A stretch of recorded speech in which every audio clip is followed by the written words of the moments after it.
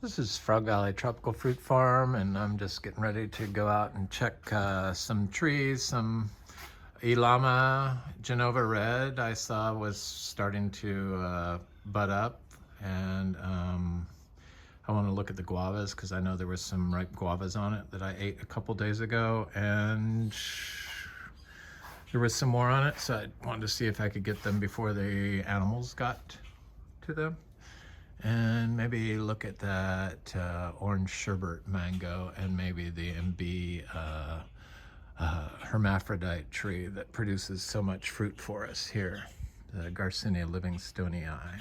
Anyway, this is Florida Natural Farming, and I'm at Frog Valley Tropical Fruit Farm, which is a biodynamic and organic certified rare tropical fruit farm that was started about 6 years ago, and everything we grow is organic. Basically, I'm here in this porch, sunroom, Florida room, looking at all these anthuriums and philodendrons that I have been hoarding and I'm obsessed with, and I just got a new one called Philodendron Maximus to go on that palm tree that snapped, because it grows about 10 feet wide. The leaves on this get about 7 feet. But this stuff comes in like horrible industrial farming methods. So I have to remove all the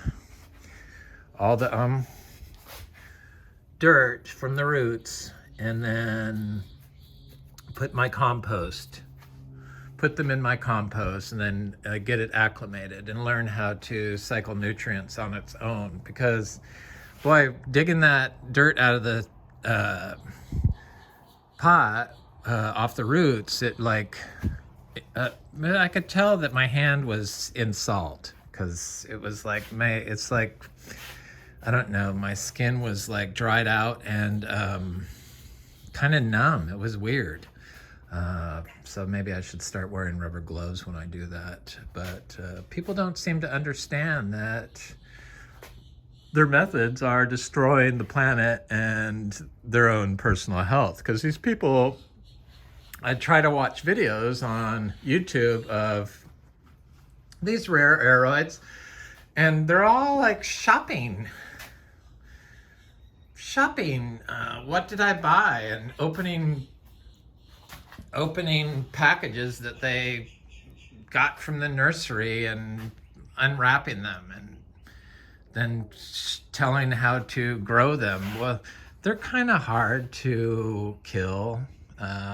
They're just the nature of the plant. It's a high quality plant infused with lots of calcium oxalate, and that basically will guarantee that the plant can sustain itself without any soil or water or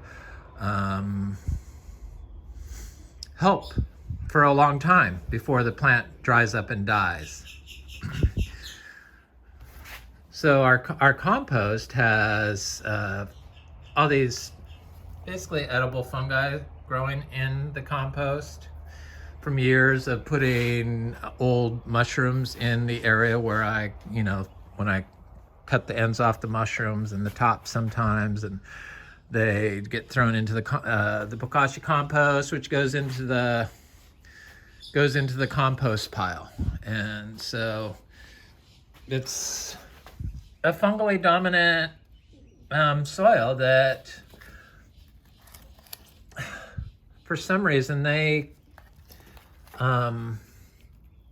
use fungicides on these things, which you have them in your house, and those type of stuff release human detrimental VOCs into the air. So the pollutants that you're using for your plants get released into the air in your room. It just seems to go against the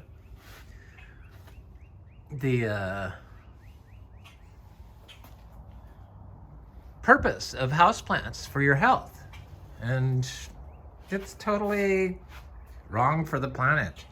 Florida's got some real issues with our natural systems. I mean, look at all these mushrooms that grow in here with these plants.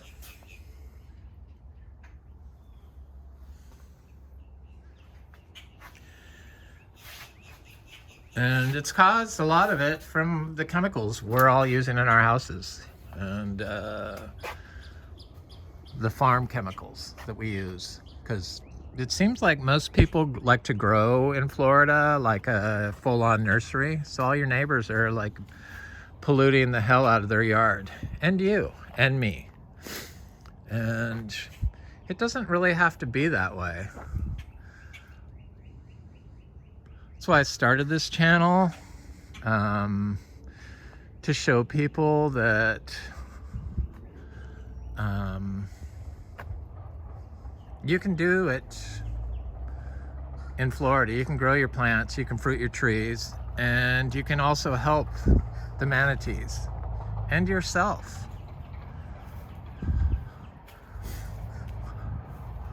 The cha-cha tree is like loaded with fruit. I'm quite excited for the cha-cha fruit. So we don't water anything. And I was trying to think if I ever asked anybody for advice on how to grow. I don't think so. I look at information and process it, and I followed I still follow the dogma of the biodynamic, but I want to say biodynamic certified, so I do that. But is it necessary? Probably not at this point. But to stay certified, I have to continue like applying 500 yearly and 501 and using the biodynamic preps in the compost. Probably all I need is this, which is manure, hay, and wood shavings with a little pea in there from my zebus, and dropped daily. And people have issues with this, and I understand in yards, in cities, the people like the manicured look, but this is for a purpose. All these different plants that I didn't put in there, that grew on their own, that nature put in there, that's all that orchard floor, all these weeds and stuff that people despise. The diversity in the plant life you grow in your system. So the species you select and the species that nature selects together will provide more nutrients for your fruit trees in the long run, so that your plant is able to repel pests and disease and uptake water naturally, because we don't water anything. I don't water any of this. I don't even water my pots that are outside that can get rained on. I water my pots that are in the sun porch because there's no overhead rain and the mist really doesn't go in there. But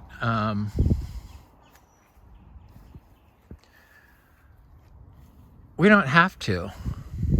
So a lot of people look for advice to one person, like University of Florida, and just old-time growers. Most of the mango growers that I see with the old groves didn't actually plant the grove, and I've been around for 60 years and I'm obsessed with plants, and I always have been. I used to plant our garden as a child when I was like 7 years old. My mom would give me the seeds and I would go out and plant the vegetables. So I've always known how to grow, and I knew as a child at like 7 that what do you use to grow food? Cow manure. This is where that Philodendron Maximus is going to go. This palm tree that snapped during some sort of microburst we had here. So all this stuff. So if you just had the palm trees and some cycads in here, and then mulch this, you'd only get a set number of nutrients. But with all this other stuff, all these little plants, and staying off of it, it attracts different insects that die in the system and get recycled by fungi that grow in the system and turn into nutrients for your plant. If you just have like your set of species, if you are doing species selection for your entire system, you're doing the system a disservice. You can't really have a forest without nature. Anyway, I just wanted to say that because for some reason people just think that because somebody has a big mango grove that they inherited or they bought, old growth grove, that they know what they're doing. It's pretty easy to grow mangoes in Florida. All you have to do is plant it. Probably if you planted it and left it alone and didn't mow around it, you would have a hard time killing it. But when you intervene and you mow it and you compact the soil, guess what? It just hinders that plant's ability. You're turning it into an urban landscape, so it's a compacted system. It's a disturbed system. Disturbance is energy. Humans cause disturbance. And when you introduce energy, you're vibrating the system, releasing nutrients into the air. They break down. The nutrients are moving through everything. Everything is flowing. And so if you're able to have a natural, undisturbed system, the nutrients flow through the system and the nutrients grow in plants and insects and animals that get attracted to the plants that nature has put there. This is for Florida natural systems. California is a different story, though they could probably do the same thing, but you would have to have a large space with a body of water that you could like enhance the fungi in the system to deliver the water to your plants. So a lake, and then an undisturbed system, maybe some cows managed in there rotationally, not driving on it, and then like a lot of biodynamic sprays probably would work great. Then your trees would probably get, because I know growing up we didn't water our fruit trees in our yard in Northern California. They didn't have to. I just, people's understanding of growing has really become alien to nature. And this cacao is doing just great. Seed-grown cacao without any water or help from us. What was I doing? Going over to that Ilama. So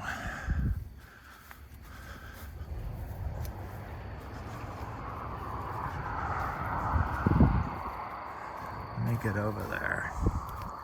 Anyway, it's just so bizarre that we're so eager to destroy and replace because we think we can do a better job. We just need to add trees, not eradicate everything and replace it with the species that you deem superior to nature's species.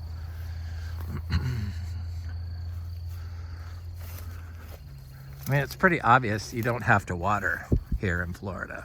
It's like, I'm just surprised that people can't see that. But when I watch these YouTube videos on like people with their philodendrons and anthuriums, houseplants, it's just like, oh, I see why. People are just, I mean, they're eager to poison their houses with the chemicals and fungicides and pesticides they use for their houseplants. So if they're willing to do that, they really don't understand how important it is to have natural nutrient cycling, whether it's in your houseplant or your Genova Red Ilama.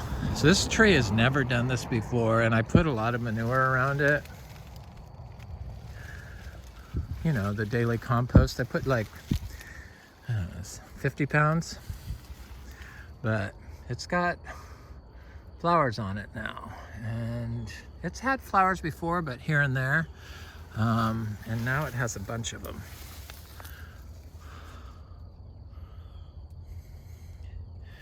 I mean, really, we need to wake up to what we're all doing and cool it. Look at these mushrooms.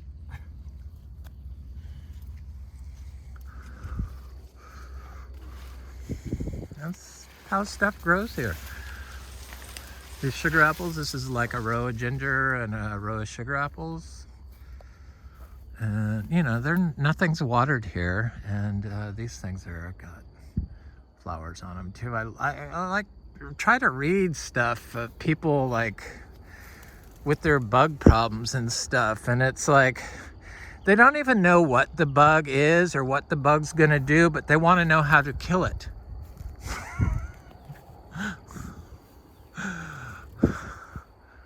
Genova Red Ilama. I think this is the year. So I've found that the way to get these tropical fruit trees to produce a lot of fruit and hold a lot of fruit in a natural system is to apply compost, or quality compost, not your wood chips. Wood chips are okay, but if you want them to fruit and stuff, you need to have a finished quality compost. I'm talking ours, biodynamic compost. It works. I know it works. It grows everything. And I know that the zebu manure works. It grows everything. It's clean. You can't use most manure. Unfortunately, all the manures are poisoned now, basically. Because of our feeds, our GMO feeds and our glyphosate and our sprayed on the grains to dry them out and then fed to the cows, and the cows are wormed and the cows are given hormones. So all horses and stuff, they use fly spray. It's just, unfortunately, they've developed all these agricultural systems by the people that know to destroy the natural systems that can fix the problem. So depressing. I see the creatures, they're like attacking my fruit. Trying to see if it's ripe. I don't know what, I think that's a bird that does that. A mockingbird does that. But I had some really good guavas out here. And yeah, there's a bird in there. What are you doing? The other day, and I'm not a big guava fan, but it was like, you can eat its skin and all. These are not quite right. And I'm learning to like them.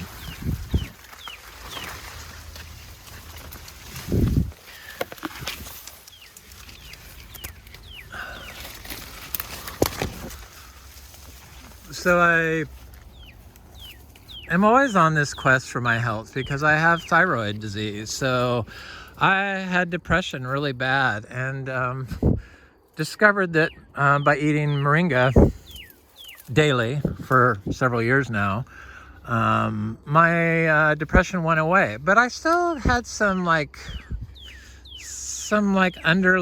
wannabe anxiety trying to come back. And I had started making fruit leaf teas, and I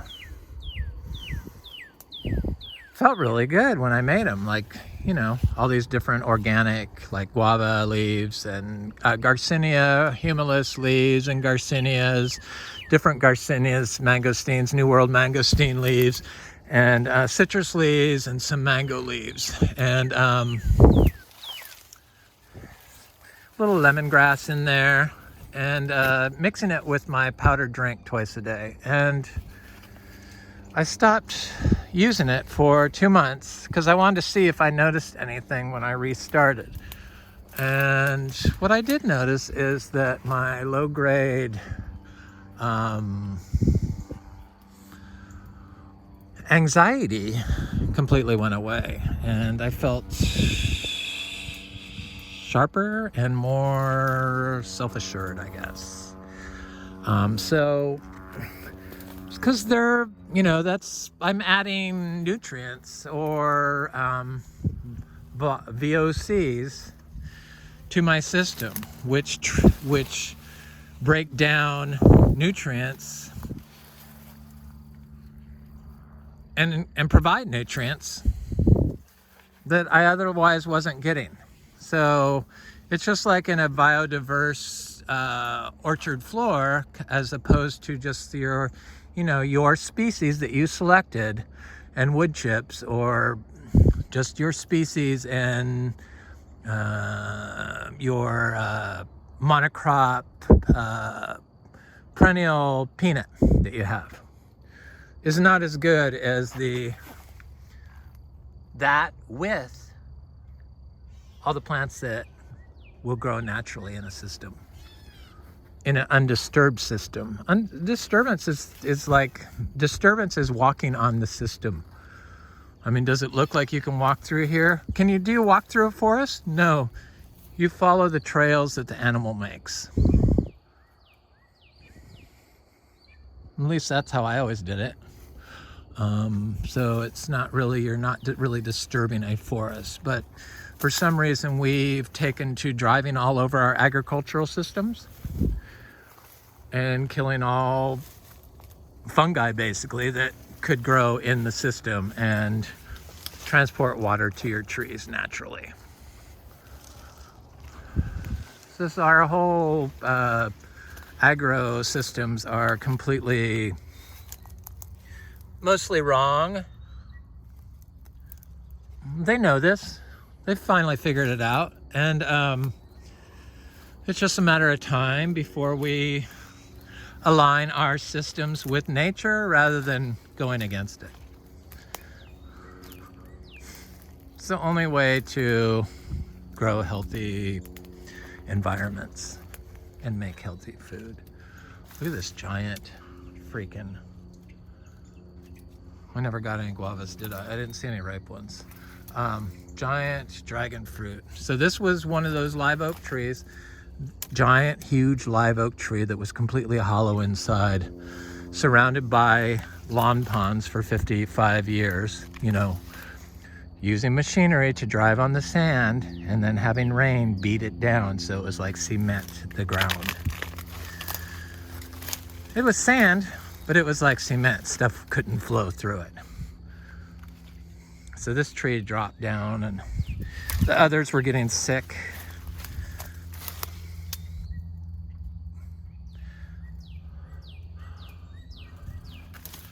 I mean, manicured systems, I understand because people have gotten used to seeing them, and that's what they like. And so when I started doing this here, this property always was gorgeous lawn with live oak trees.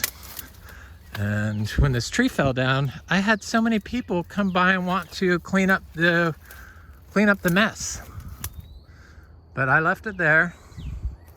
Look at all this. I love this. It's trees, seed trees grow the best and stuff like this. Woody, herbaceous plants. Any seed tree, Garcinia or mango or whatever, will grow perfectly in this.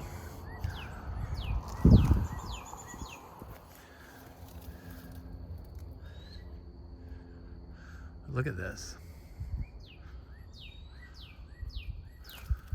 I guess all this dead stuff was from all the freeze and stuff that got on it, or it's just like, it's just a huge mess. I took all the stuff I wanted out of there, so I usually don't come in here to, I mean, look at this orchard floor. You're not gonna tell me that's hideous.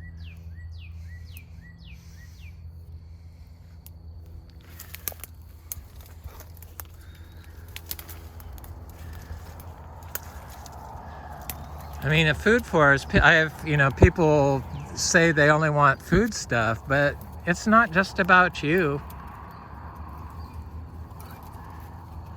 Food is food, whether it's for you or it's for the grasshopper. You need it all.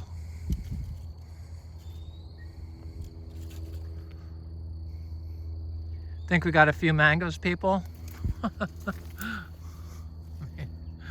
Really? It's not the water. It's not the water that makes the fruit. It's the combination of everything, and how your tree is getting that water really makes a difference. I knew from growing up in the wine country in California that dry farmed wine is superior to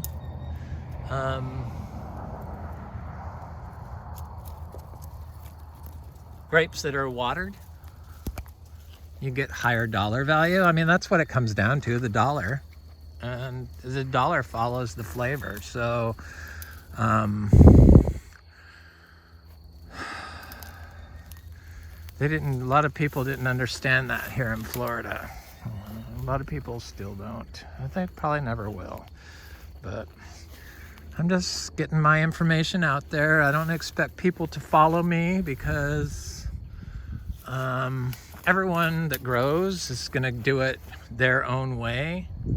There is no one right way, but I do know that if you want to have success in Florida, you've got to work with nature, let nature into your system. If you're selecting all the species and there is no nature in your system, you're not going to get all the nutrients to your plant that it needs. And in turn, into you.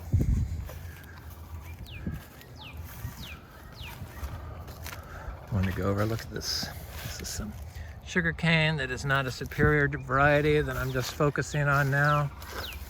This achacha tree is quite large. I looked at the pictures of my achacha tree. I see a lot of my achacha trees are now like the same size, or bigger, I should say. There's those butterflies pollinating the citrus.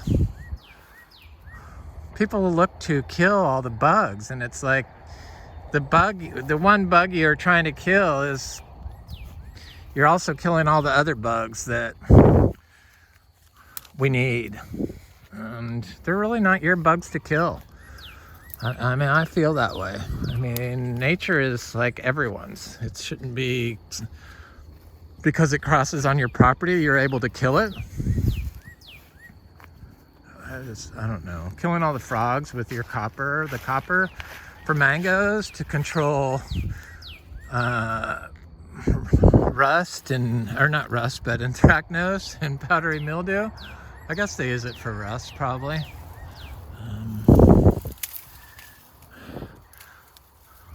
Look at this orange sherbet mango.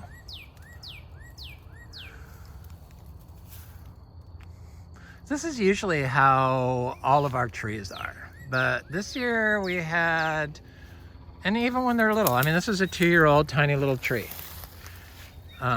Dry farm, no water ever given to this tree. It's really amazing.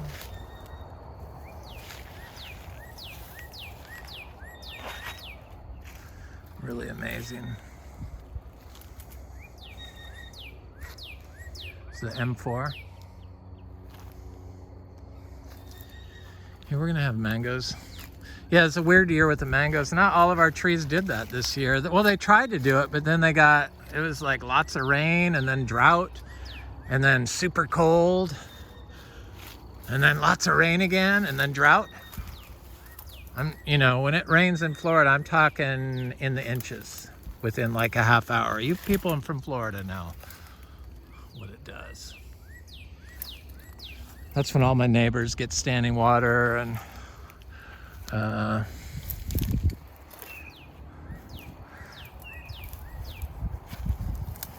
want to ask how to fix it, and you try to explain to them, and then they look at you like you're crazy.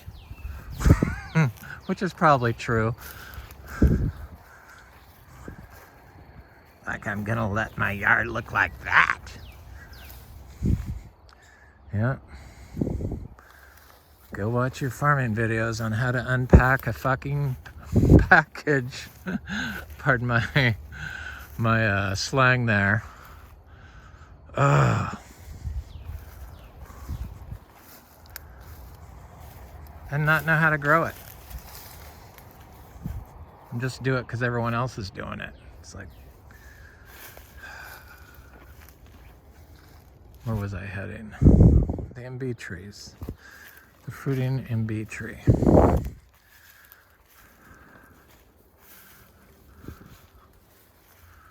Yeah, this little mango, this sugarloaf seedling mango, that was definitely not flower blooms. I was kind of jumping the gun. I was just surprised that it was sending out so many branches.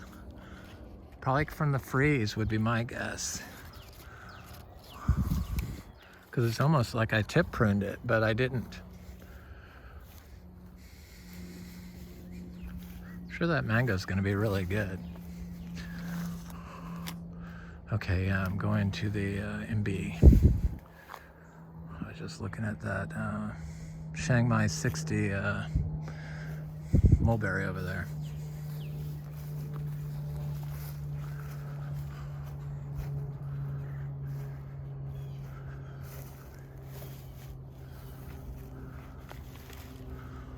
Oh yeah, they're getting ripe.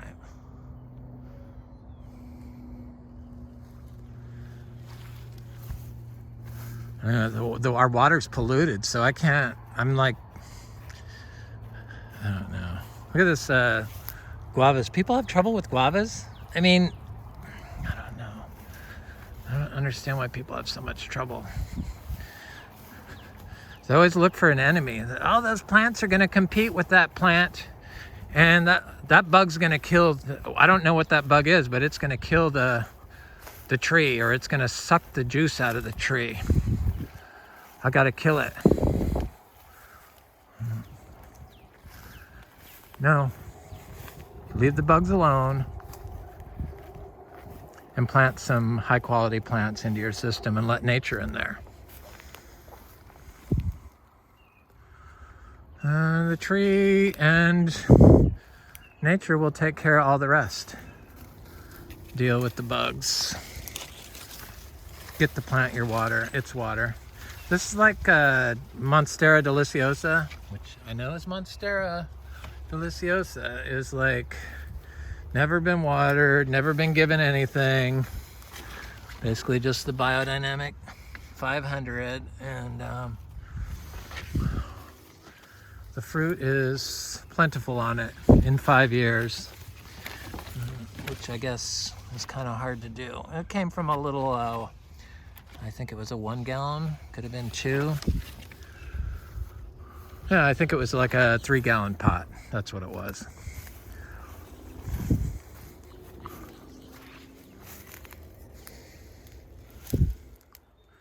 The cha-cha trees.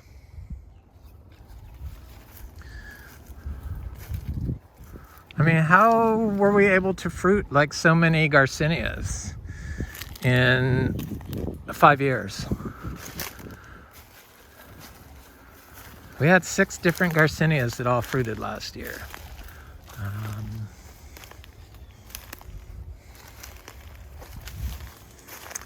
This year we'll have 7, I think. Well, maybe not because of the freeze. I'm not sure if our Madruna is gonna reset fruit or not. Look at all these trees growing in here, these oak trees by themselves. This is an excellent spot to grow Garcinias also, just so you know. Seeds. And then if you want, you can cut back the stuff, the oaks, like they do in syntropic agriculture, but staying off the system is exceptionally important. I always take the same path. I don't like go off onto the, I take my same paths every time. There's a lot of them, but.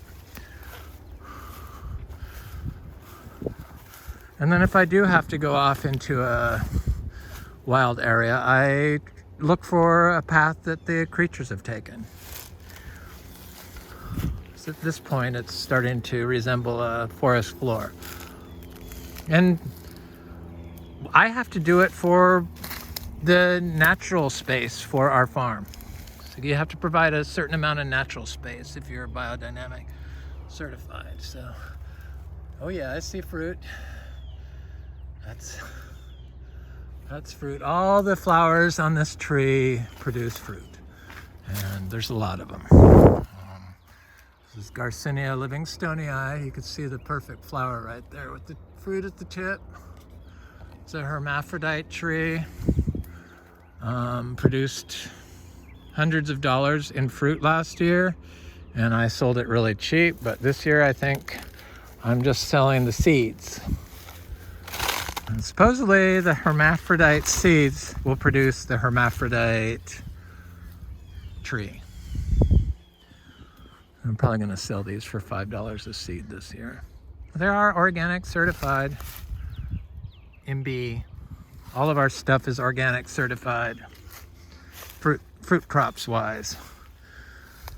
This was a tree that was all male of the Imbe, and there's the all male flower with no fruit on the end, and it's got a lot of flowers on it still, but no fruit. Such a disappointment. Sorry if you have male Imbe trees, people, but you could have a hermaphrodite tree with one of our seeds probably. That's supposedly how that works, right?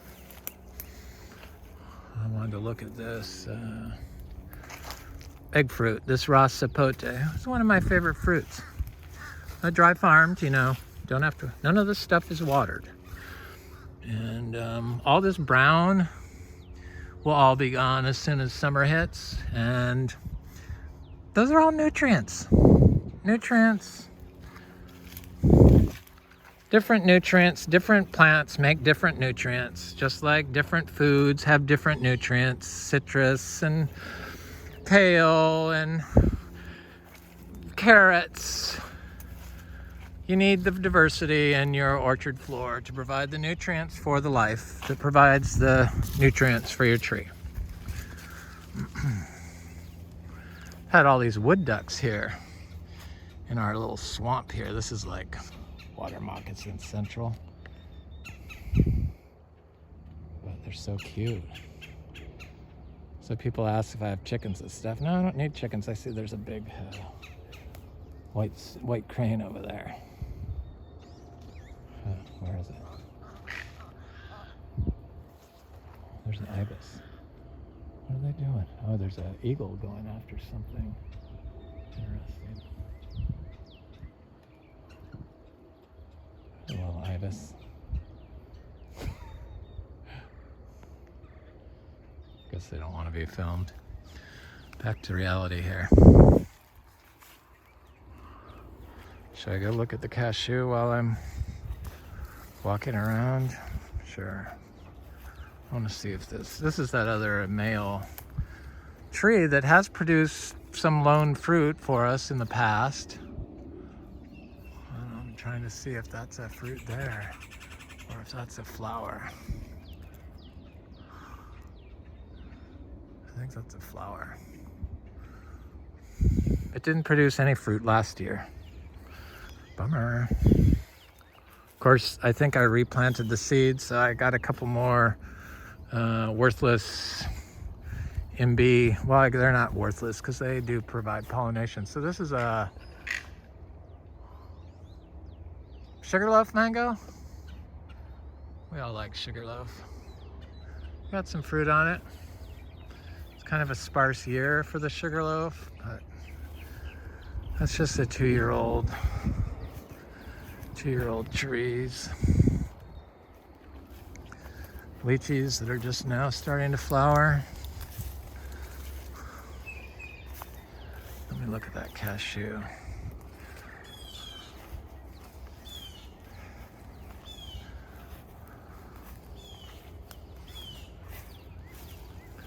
I've kind of been liking the lack of giant monster trucks on the road with the exorbitant gas prices, because it's really, it vibrates everything here in Florida. It's bizarre. It's very, I guess because it's so flat and we're on this giant aquifer that the vibration is just, I don't know.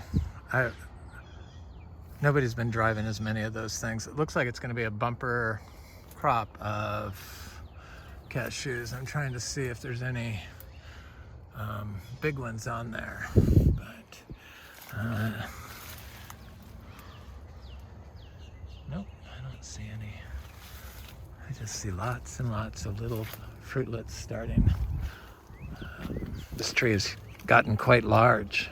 It didn't get affected. That is from the freeze, that little tiny burn there, but then just above it and around it, there's nothing. It's like, supposedly with biology, the biology can protect your trees. I kind of believe that. The fungi in the water keep it moving through the system, through the tree.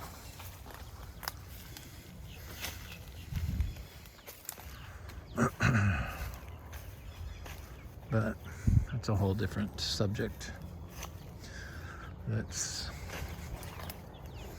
not really studied. Oh yeah, we got citrus.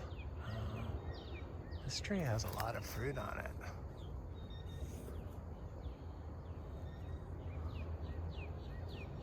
That's not a good looking leaf, but they're okay.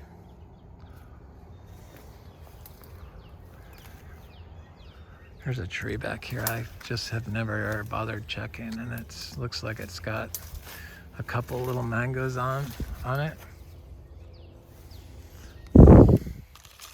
A Valkyrie. Oh yay.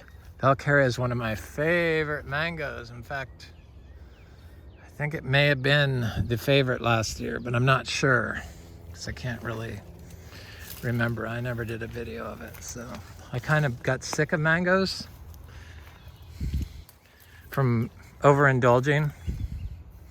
It's a rasapote that did get a little bit of freeze damage, but it's coming back fine. And then that one, nothing, growing in these weeds.